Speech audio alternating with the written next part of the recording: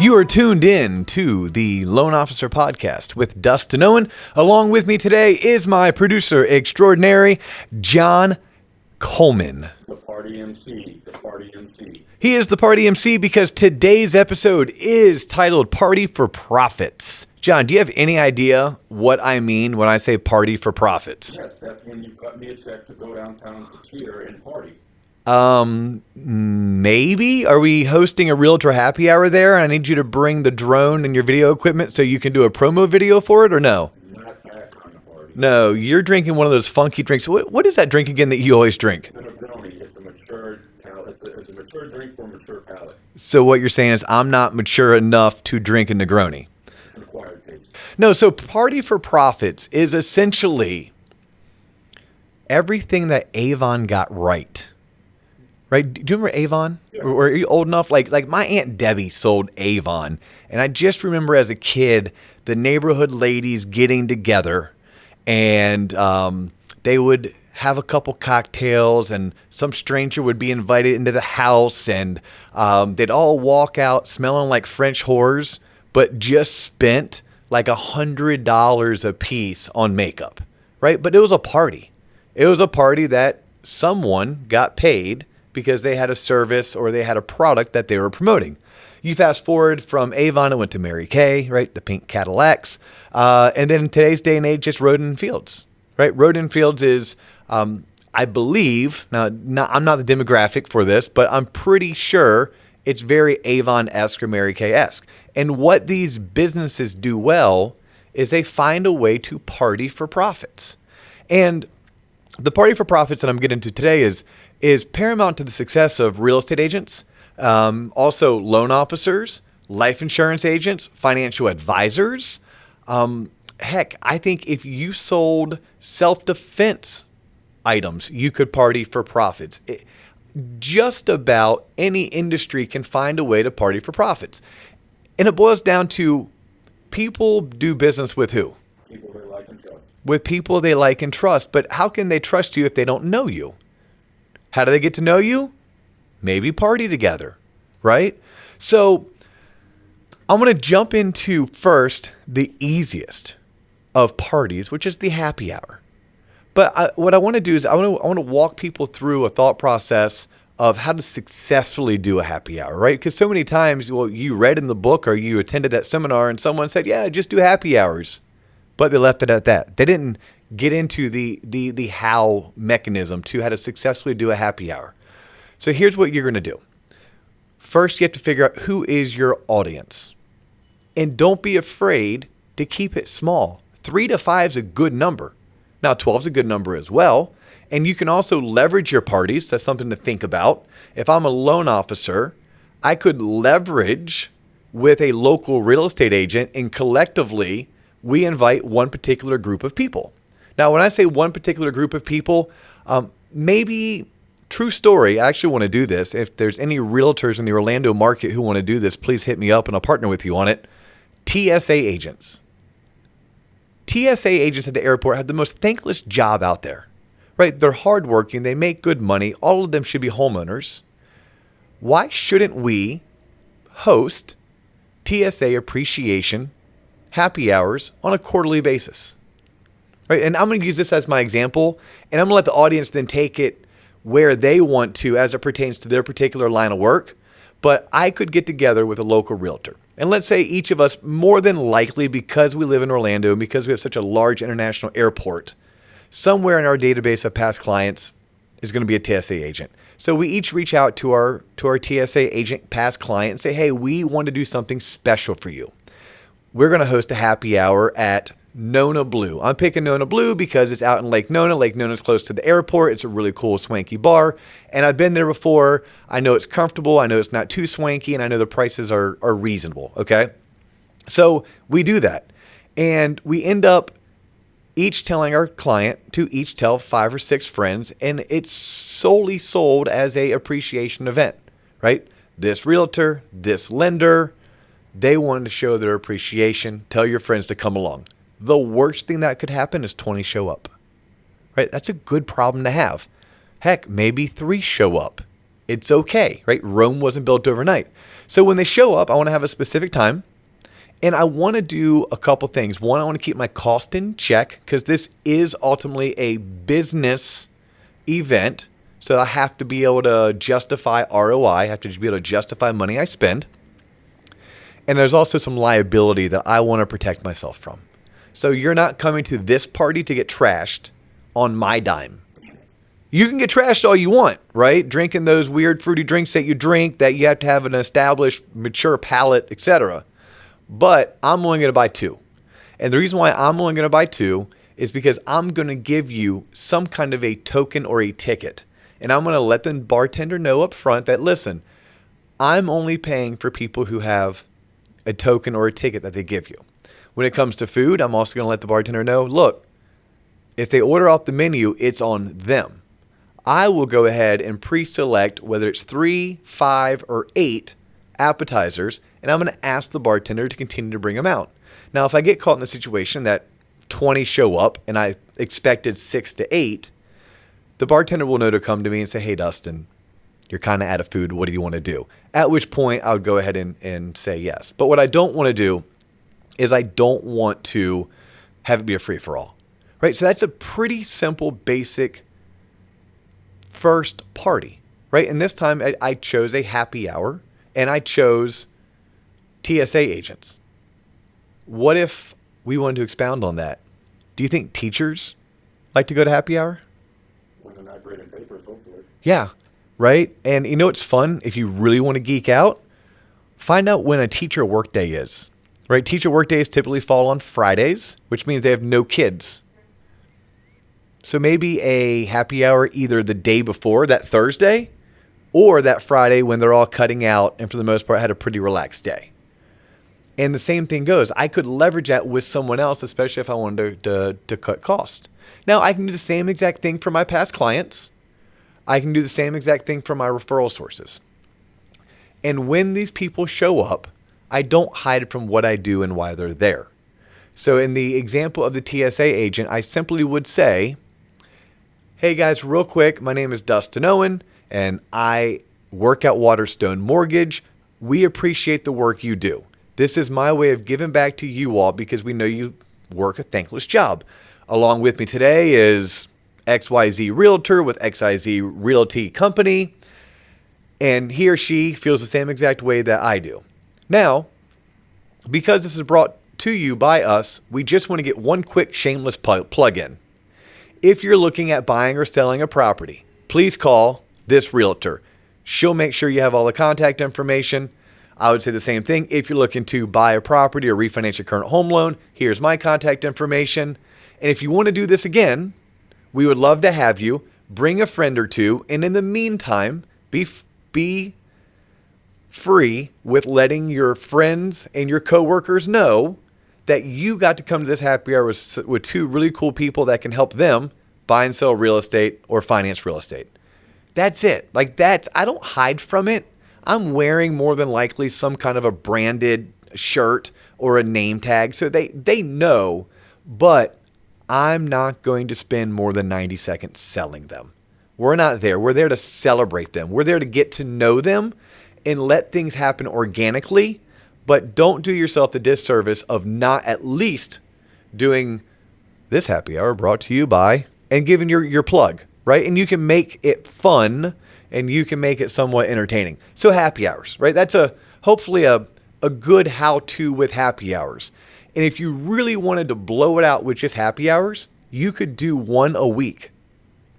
You literally could do 1 a week based on the categories of people. At a minimum, you should do 1 a month, right? So let's say I chose 4 industries. For whatever reason, whatever my product or service was that I'm promoting, I'm picking industries. So I want to do this school system in January. I wanted to do the TSA agents in February. And maybe I pick this particular company. I don't know. Let's just say it's the local university. Okay, so those are my 3. And then every quarter I do 1 for them. It's that simple. Now, think big. What if I had 8? Now I'm doing 1 every 2 weeks. So the TSA agents get 1 a quarter. The teachers get 1 a quarter. The local university gets one a quarter. Now I'm adding in the local fire station. They get once a quarter, et cetera, et cetera. So that is how you could party for profits just utilizing happy hours. What if happy hours aren't your thing? Because what I want to get into now is you should do you always. Like what represents you? So I'm going to ask you, John Coleman, what represents you? What do you like to do outside of work? Happy hours, gaming. I like outdoors, so I would say anything involving outdoors. So whether that just be, again, playing golf, which costs money, but just anything and enjoying the great outdoors. Okay. So thinking on the lines of outdoors, to me, outdoors would be a men's softball league, right? Could be outdoors, possibly. And I don't know if they're out there, but are there any type of, people who like to hike? Softball to me, and now maybe I'll jump into the softball one, just because from a creativity standpoint, it's probably the easiest, right? But where you're going, now you can start thinking, well, how could you get a group of people together to game together? And what type of people like to game together? I mean, Party for Profits, just thinking literally off the cuff here, I know that kids' birthdays, they bring in these big gaming, but that might be for 8 to 12-year-olds. But could you do a happy hour at an arcade, right? They had those really cool arcades. Like I know there's one in Oviedo right by Frogger's, I think. By the way, for those people who don't live in Central Florida, Oviedo's a small town in like northeast of downtown Orlando. And they do have a really cool arcade that just opened up next to a wine bar and next to like a sports bar. But so like you could choose to do yours there because that represents more you. And the people that are going to want to attend an event like that are usually people who are going to connect well with you. People who are going to like you. If they like you, they trust you. If they trust you, they're going to want to do business with you. Okay. So I'm going to say a softball team. And I'm going to go like really organic. Let's say I'm not playing softball, but I like to play softball. All right. So why couldn't I organize a softball team? And how about the only people that I invite are people that I connect with on a business level? It could be a combination of referral sources. It could be a combination of vendor partners. It could be a combination of past clients. But as the person who organizes it, I'll sponsor it. So everyone's going to have Waterstone Mortgage on their shirt. But more importantly, for the next 10 weeks, we get together every Wednesday for an hour and play a game of softball. Then we all go to the local watering hole for wings and beer.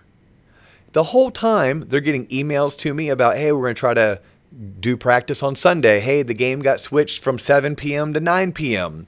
Hey, we have a free pitcher of beer we need to use tonight. Who all's in? I'm the organizer. I'm also their teammate. I'm becoming their friend.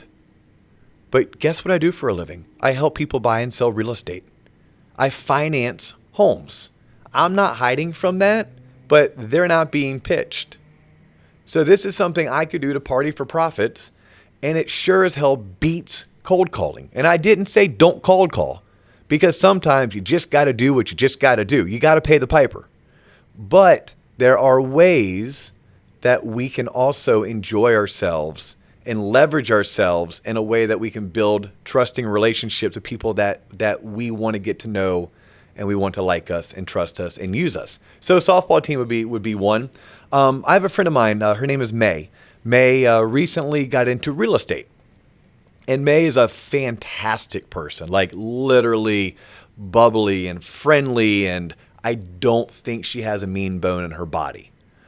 But hopping on the phone and hammering out cold calls to people who have expired listings, that's just not her cup of tea. That's just not how she rolls. But you know what May loves to do? She loves to cook. She loves to craft.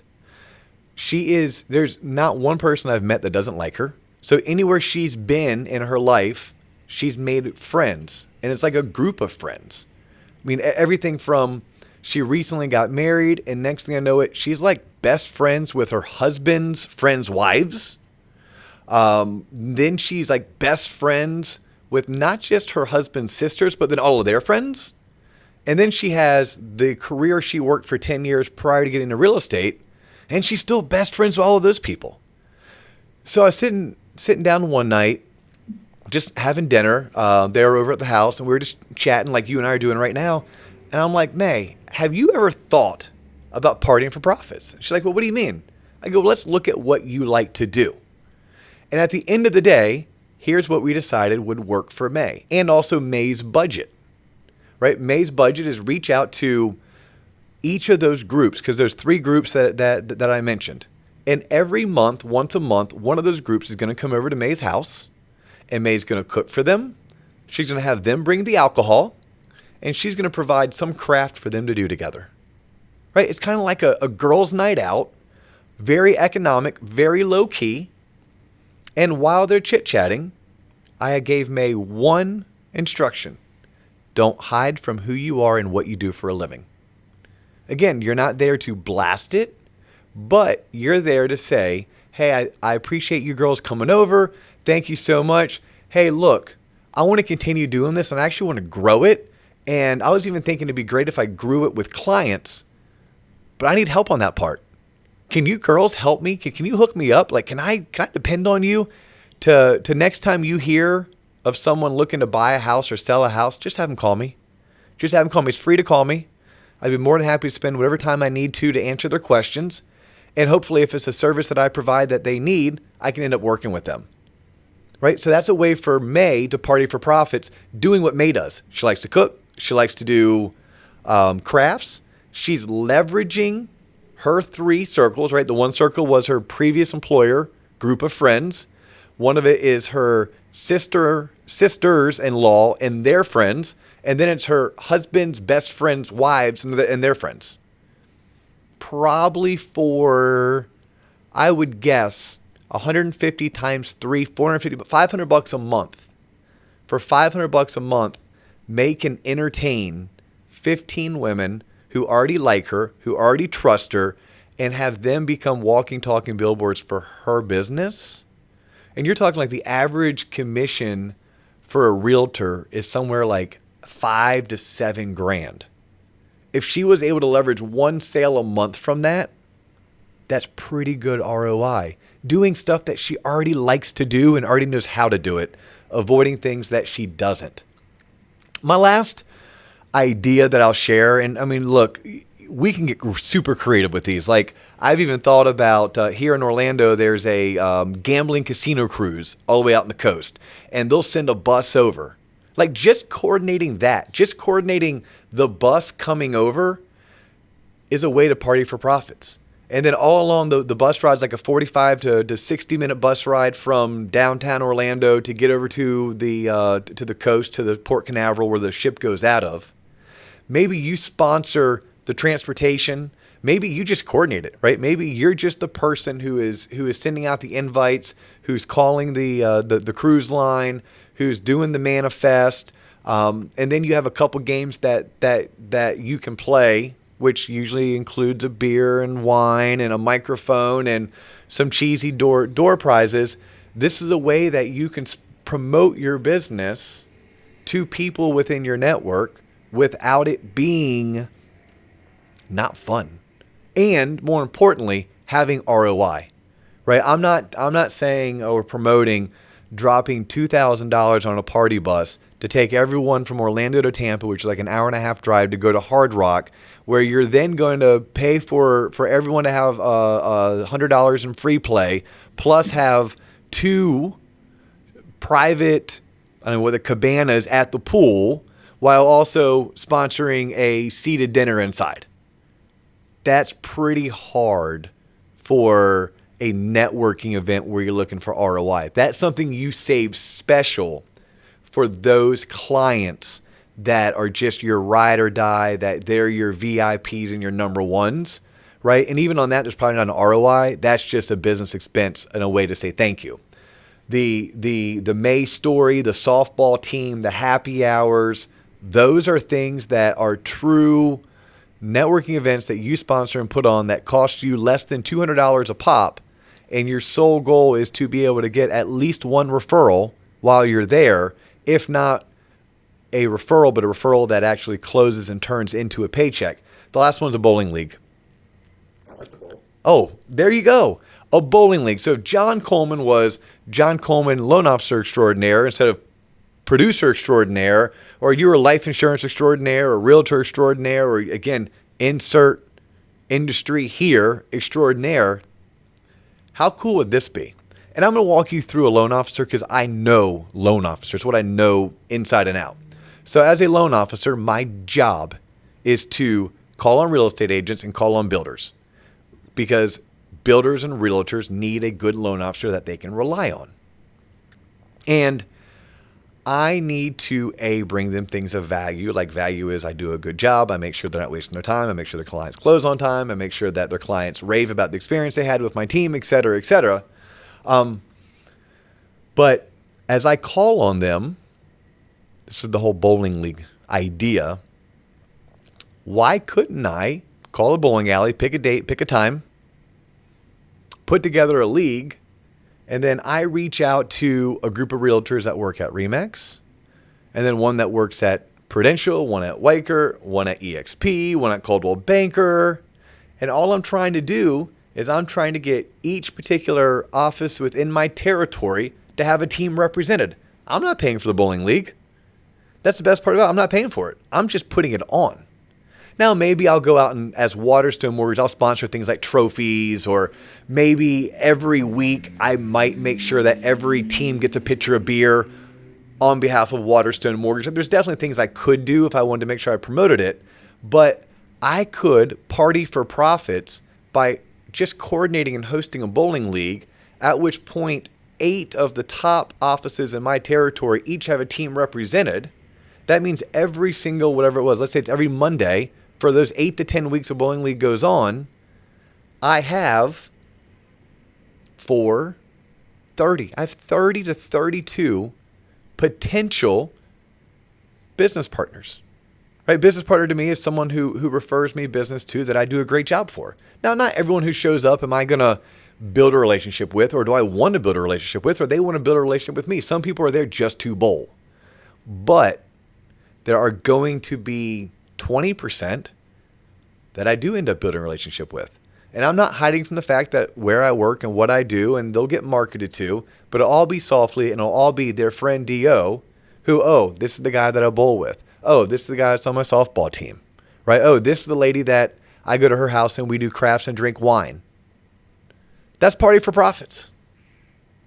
This is all probably fairly new to you. You're sitting back smiling and you're taking it all in. As an outsider looking in, does it sound pretty easy? Sounds easy. It's just a matter of just getting off your ass and doing it. Well, that's most things in life, right? Put one step in front of the other and you'll go forward. If you fall forward, pick yourself up and keep going. And that would probably be my last parting shot or parting advice is look, it works.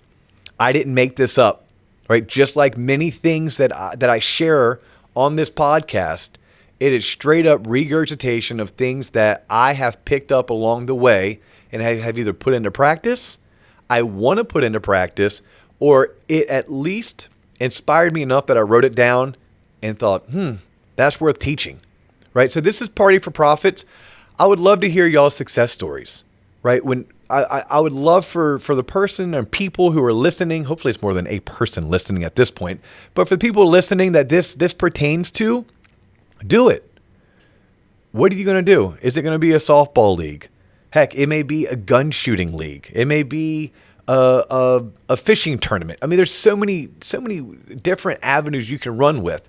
I threw out a couple that I felt were easiest to get a point across, but hit us up, shoot us an email, give us a call, share your success stories with you or with us. If you have any questions, here's how I can be reached: 407-645-6363, dowen@waterstonemortgage.com, dustinowen.com. 407-645-6363. Like, it's all there. Google it. As John Coleman says, if you want to get a hold of Coleman, you tune into the podcast. Tune into the podcast or Google it. That's it for it. That's it for today, folks. We look forward to you hearing us next week when you tune back into the Loan Officer Podcast with me, Dustin Owen, and my main man, John Coleman. home and come party with me, but BYOB. Peace. Deuces.